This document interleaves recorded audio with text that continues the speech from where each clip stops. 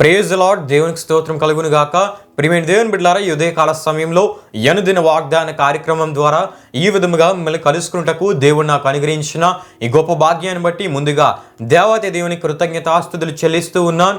అదేవిధంగా ఈ అనుదిన వాగ్దాన కార్యక్రమాన్ని వీక్షించిన ఆత్మీయులకు మీ అందరికీ ప్రభువైన యేసుక్రీస్తు నామములో శుభాభివందనాలు తెలియపరుస్తూ ఉన్నాను. ప్రియమైన దేవుని బిడ్డలారా, మీ అందరి కొరకు మేము ప్రార్థిస్తూ ఉన్నాం.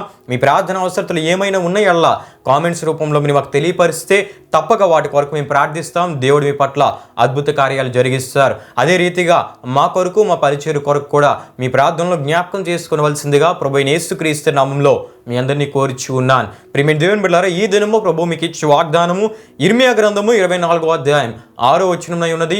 ఆ వాగ్దాన వచనాన్ని నేను మీ కొరకు చదువుచూ ఉన్నాను. ప్రార్థనాపూర్వకంగా ఆలకించవలసిందిగా ప్రభువైన యేసుక్రీస్తు నామములో మీ అందరినీ కోరిచూ ఉన్నాను.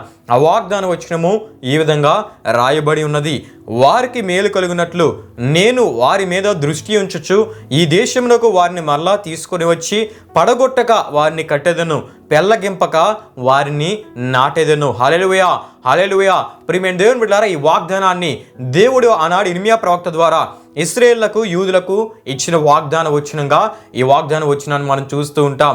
సందర్భాన్ని మనం జ్ఞాపకం చేసుకున్నట్లయితే ఇర్మియా గ్రంథం 24వ అధ్యాయం 4 నుండి 10 వరకు రాయబడిన సందర్భ విషయాలు మనకు తెలియజేస్తున్న సత్యాలు ఏంటంటే, బబులోను రాజైన నెబుకద్నెజరు యెరూషలేము మీదకు వచ్చి దేవుని ప్రజలైన ఇశ్రాయేలులను, యూదులను బందీలుగా తీసుకుని పోయాడు. ఈ విషయాలు ప్రియమైన దేవుని బిడ్డలారా, రాజుల 2వ గ్రంథం 24వ అధ్యాయం 10 నుండి 16 వరకు రాయబడిన వాక్యవచనాల్లో మనం చూస్తూ ఉంటాం.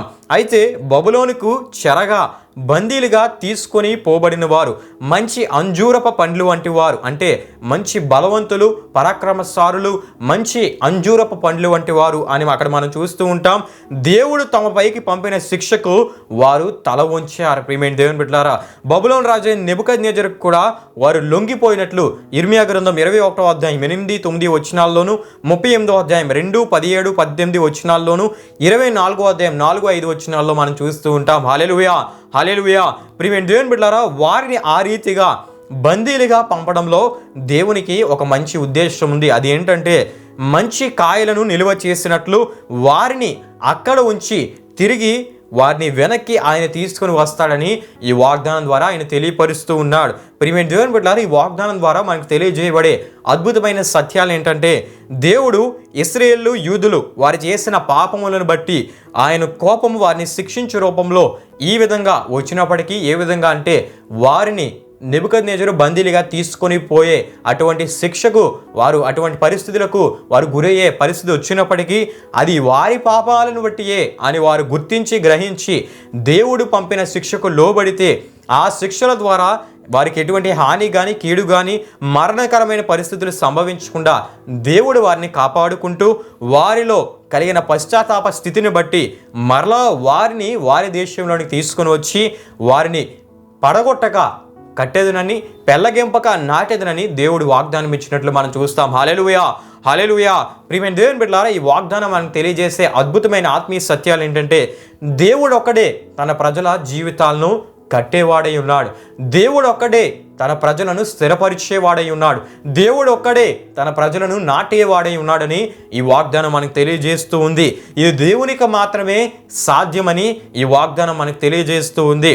అయితే ప్రియమైన దేవుని బిడ్డలారా, ఆనాడు ఇశ్రాయేలు ప్రజలు, యూదులతో ఇర్మియా ప్రవక్త ద్వారా దేవుడు మాట్లాడుతూ కట్టెదను, నాటెదనని వాగ్దానం ఇచ్చిన దేవుడు, ఈ వాగ్దానం ద్వారా దేవుడు ఈ ఉదయకాల సమయంలో మనతో కూడా మాట్లాడుతూ ఉన్నాడు. ప్రియమైన దేవుని బిడ్డలారా, దేవుడు వారిలో పశ్చాత్తాప స్థితిని చూచి వారు బందీలుగా తీసుకొని పోబడినప్పటికీ అక్కడ వారిని కాపాడుకొని వారిని మరలా తిరిగి వారి దేశానికి తీసుకుని వచ్చి వారిని కట్టేదను, నాటేదనని వాగ్దానం ఇచ్చిన దేవుడు ఈ వాగ్దానం ద్వారా మనతో మాట్లాడుతూ ఉన్నారు. ఒకవేళ నీ జీవితంలో నీ సొంత ఆలోచనలను బట్టి నష్టపోయేవేమో, నీ జీవితంలో నీ చేసిన తప్పిదాలను బట్టి పడిపోయేవేమో, నీ జీవితంలో నీ చేసిన తప్పిదాలను బట్టి కోరి నష్టాలు తెచ్చుకున్నావేమో, నీ జీవితంలో లోకంలో తిరిగి నీ జీవితాన్ని పాడు చేసుకున్నావేమో, పాపంలో తిరిగి నీ జీవితాన్ని పాడు చేసుకున్నావేమో, నీవు పశ్చాత్తాపపడి ఇశ్రాయేలు యూదుల వలె నీవు పశ్చాత్తాపపడి దేవుని యొద్దకు లోబడితే, దేవుని యొద్దకు వస్తే దేవుడు అంటున్నాడు కట్టెదను, నాటెదనని దేవుడు వాగ్దానం ఇస్తూ ఉన్నాడు. హల్లెలూయా,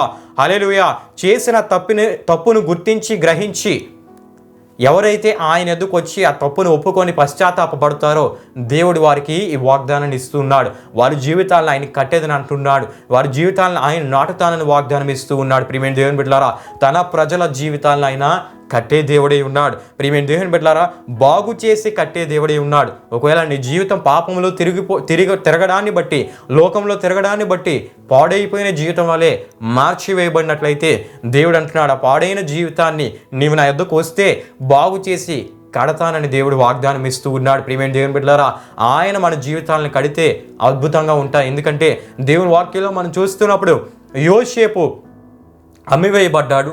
అమ్మివేయబడిన ఆ స్థితికే తన అన్నదమ్ములు అనుకున్నారు ఇంక యోసేపు జీవితం అయిపోయిందని.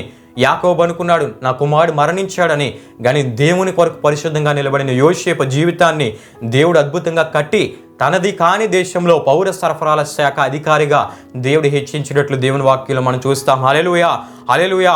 దేవుడు యోసేపు జీవితాన్ని కట్టినట్లు దేవుని వాక్యంలో మనం చూస్తాం.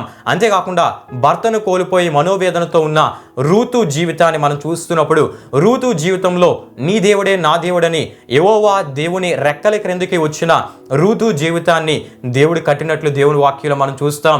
ఇంకా భర్తను కోల్పోయింది, ఇంకా ఈ జీవితం అయిపోయిందని అనే పరిస్థితుల్లో దేవుడు రూతు జీవితాన్ని కట్టి గొప్ప ఆశీర్వాదకరంగా మార్చి గొప్ప వాగ్దాన దీవెనలతో రూతు జీవితాన్ని నింపి గొప్ప ఆశీర్వాదకరంగా మార్చి దేవుడే మానవునికి వచ్చిన యేసు ప్రభువు వారి వంశావళిలో కూడా రూతు పేరును చేర్చినట్లు దేవుని వాక్యంలో మనం చూస్తాం. అంటే ఈ విషయాలు ఎందుకు తెలియజేస్తున్నానంటే దేవుడు మన జీవితాలను కడితే ఎంత గొప్పగా ఉంటాయి. దేవుడు మన జీవితాలను కడితే ఒక యోసేపు వలె, ఒక రూతు వలె మన జీవితాలు ఆశీర్వదించబడతాయి. హల్లెలూయా, హల్లెలూయా. గనుక ప్రియమైన దేవుని బిడ్డలారా, దేవుడు అంటూ ఉన్నాడు, ఒకవేళ మీ జీవితాల్ని మీ సొంత ఆలోచనలు బట్టి లేకపోతే లోకంలో తిరిగి మీరు జీవితాన్ని పాడు చేసుకున్నట్లయితే, పాడు చేసుకుని నా భవిష్యత్తు ఏమవుతుందో అనే ఆందోళనలో మీరు ఉన్నట్లయితే దేవుడి వాగ్దానం ద్వారా మీతో మాట్లాడుతున్నాడు.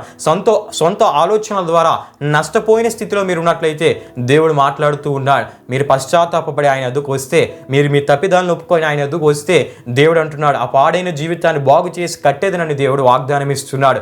ఆయన మన జీవితాలను కడితే గొప్ప ఆశీర్వాదకరంగా మన జీవితాలు మార్చబడతాయి. ఊహించలేని రీతిగా మన జీవితాలు మార్చబడతాయి. ఎన్నడూ చూడని మహత్ కార్యములు మన జీవితాల్లో మనం చూడగలం. హల్లెలూయా, హల్లెలూయా.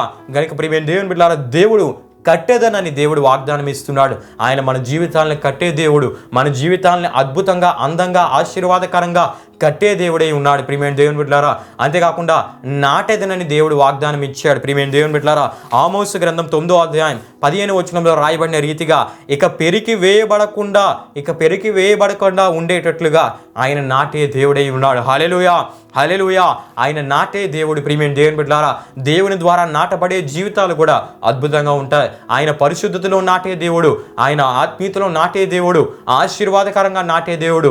ఆయన మన జీవితాన్ని నాటితే ఫలభరితంగా మన జీవితాలు ఉంటాయి, ఆశీర్వాదకరంగా మన జీవితాలు ఉంటాయి. హల్లెలూయా, హల్లెలూయా.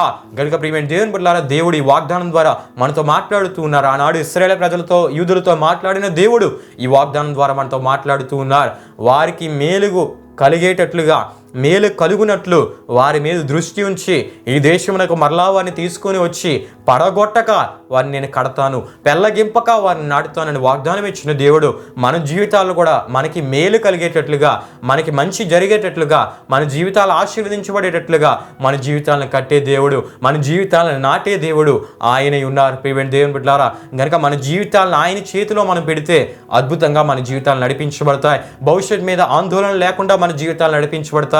రేపు ఏం జరుగుతుందో, ఏం సంభవిస్తుందో అనే ఆందోళన లేకుండా అద్భుతంగా మన జీవితాలు నడిపించబడతాయి. ఎప్పుడంటే ఆయన చేతిలో మన జీవితాలను పెట్టి ఆయన ద్వారా మన జీవితాలు కట్టబడితే మన జీవితాలు అంత అద్భుతంగా ఉంటాయి.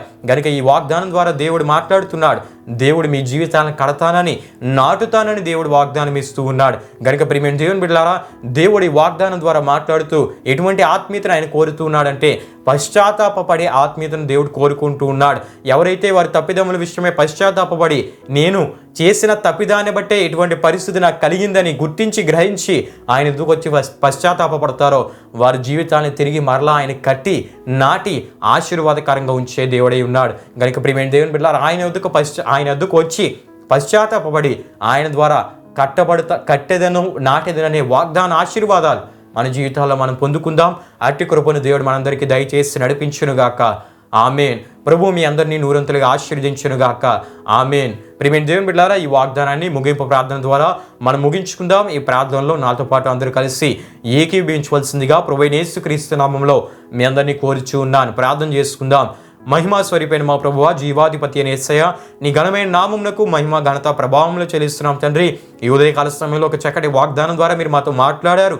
అందుని బట్టి నీకే స్తుతులు చెల్లిస్తూ ఉన్నాం. కట్టే దేవుడవు, నాటే దేవుడవు నీవే అని ఈ వాగ్దానం ద్వారా తెలియపరిచావు. అది కేవలం నీకే సాధ్యమని తెలియపరిచిన దేవుడు తండ్రి. పాడైన జీవితాలను, ఇంకా ఈ జీవితం ఎవరికి ఉపయోగకరము కాదు అనే జీవితాలను కూడా నువ్వు కట్టే దేవుడవు, నువ్వు ఆశీర్వదించే దేవుడు అని ఈ వాగ్దానం ద్వారా మీరు మాట్లాడారు. మీకు వందనాలు దేవా. పశ్చాత్తాపడితే, పాపములను గుర్తించి గ్రహించి పశ్చాత్తాపడితే దేవా, నీ ద్వారా దేవా నాటబడే స్థితి, కట్టబడే స్థితి దేవా అనుగ్రహిస్తానని వాగ్దానం ఇచ్చావు. నీకు వందనాలు, స్తోత్రములు చెల్లిస్తున్నాం తండ్రి. దేవా, ఈ వాగ్దానాన్ని వీక్షించిన ప్రతి ఒక్కరు మీరు ఆశీర్వదించండి. ఈ వాగ్దానంలో నీవు ఎటువంటి ఆత్మీయతను వారి ఎదుట కోరుతున్నావో ఆ ఆత్మీయతను వారు కలిగి నీ ద్వారా ఈ వాగ్దానంలో దాచబడిన ప్రతి ఆశీర్వాదాన్ని వారు స్వతంత్రించుకున్నట్లు మీ ఆత్మకార్యాన్ని మీరు జరిగించండి. వీక్షించిన ప్రతి ఒక్కరు మీరు ఆశీర్వదించండి. వారి ఆరోగ్యాలు దీవించండి, వారి ఆయుష్లను దీవించండి, వారి చేతి పనులను మీరు దీవించండి, వారి ప్రయాణాలను సఫలపరచండి, వారి ప్రయత్నాల్లో మీరు వారికి తోడుగా ఉండి నడిపించమని ఈ వాగ్దానం ద్వారా కేవలం నీ నామమునికే మహిమ ఘనత ప్రభావములు చెల్లిస్తూ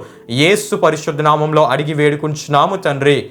ఆమెన్. యేసు రక్తమే జయం, ప్రవేశ రక్తమే జయం, ప్రవేశ రక్తం సంపూర్ణమైనది. అపవాది క్రియలకంత నాశనం కలుగునిగాక. ఆమెన్. ప్రభు మిమ్మును మీ కుటుంబములను నూరంతులుగా ఆశీర్వదించునుగాక. ఆమెన్.